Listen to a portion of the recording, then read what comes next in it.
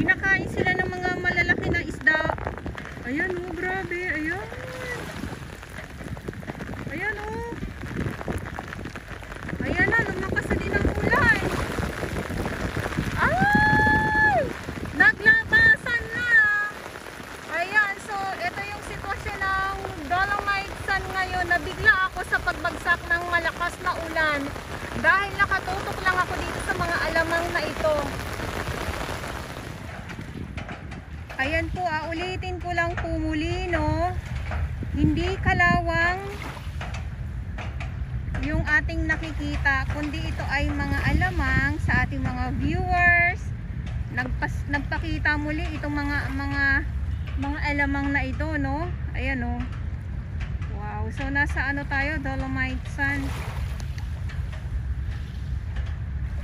At yung mga itim-itim na yan, ayan naman po ay lumot. Ala, ayan ang ulan, bumagsak na. Wait lang, ang payong ko.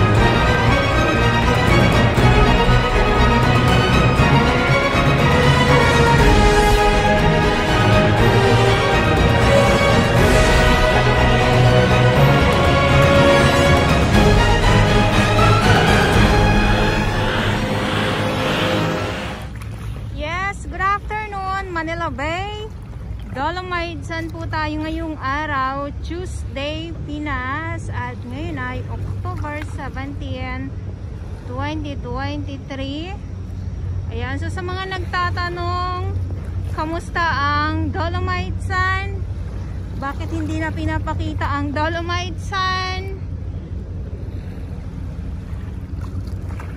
Kayo naman, kung makapagtanong naman kayo waga, sasabihin nyo na nalusaw na ang Dolomite Sun.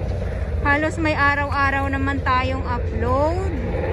Hindi naman kasi kayo nanonood ng lahat ng mga upload ko eh. Ayan. Sa mga hindi nanonood ng mga upload ko araw-araw, huwag na lang mag-comment. Charis. Ayan.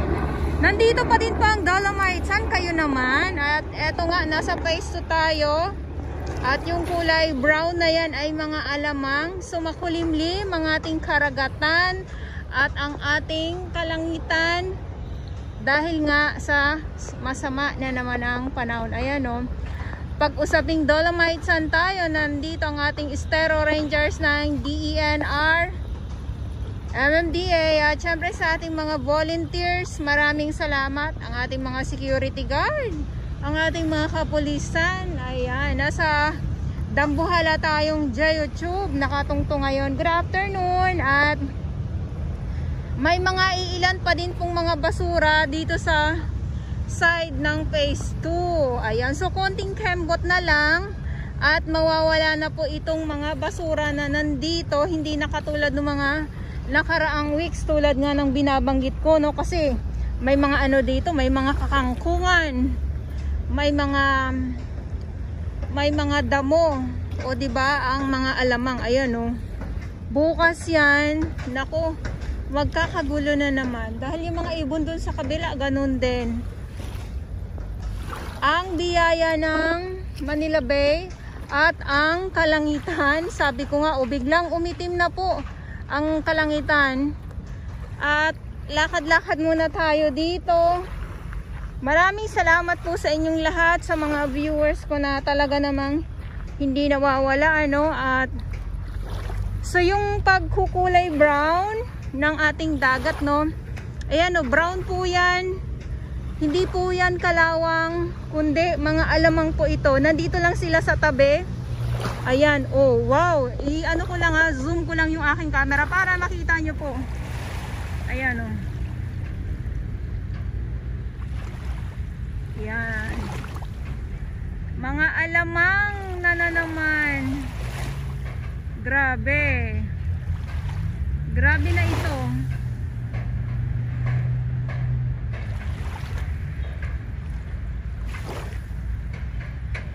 Ang dami. Ayan, so sana kita nyo po, no, yung ating nakukuhanan ngayon dito sa Dolomite Sun ay mga alamang. Paulit-ulit po ako kasi para po sa ating ibang mga viewers na hindi po minsan naiintindihan yung ating upload. Ayan, so Dolomite Sun, at ulitin ko lang din po, ngayon ay October 17, 2023. Ayan, so hindi ko nadala ang aking GoPro. Grabe na, at umuulan ngayon, oh.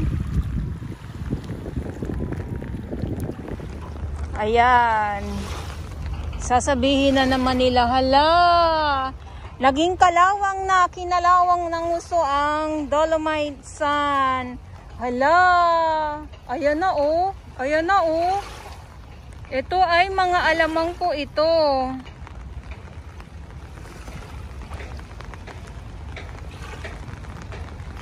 Hindi ako nagkamali na talaga namang babagsak ang malakas na ulan. At yung mga kulay kalawang na ito na nakikita ninyo dito sa may Dolomite Sun ngayong araw, maulan na hapon, ay ito po yung mga, grabe, mga alamang po ito ha. Mga alamang, kaya wag po kayong mahilo. Katulad ko, ako ay nahilo bigla. Nahilo ako bigla dahil sa pagsak ng ulan. Nahilo nga ako gawa ng sa sobrang dami ng mga alamang na naman. Grabe na ito. Hindi maubos-ubos ang biyaya dito sa Manila Bay Dolomite Sun. Kasabi nga nila, ang Dolomite Sun ay lason sa mga lamang dagat. Pero bakit ganon? Bakit ganon? Nasa phase 2 po ako at yung view na yan ay phase 1. Sana huminto naman para maging okay naman yung kuha natin. Ayan oh, kalawang. Grabe, kinalawang ng husang Dolomite Sun. Oops, kinalawang ng husto dahil sa mga alamang na ito. Grabe na yan oh. Gulong-gulo sila, kaya ako gulong-gulo din po. Nabigla na naman ako.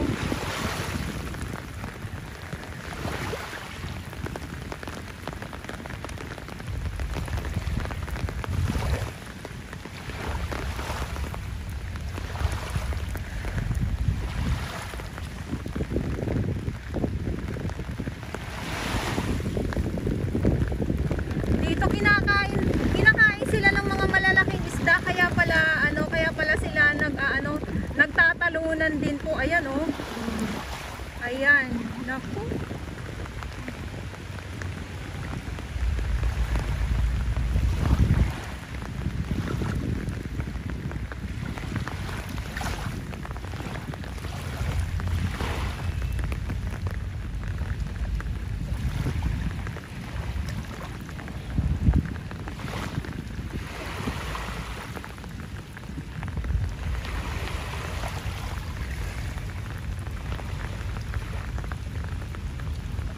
Alo, ayan na.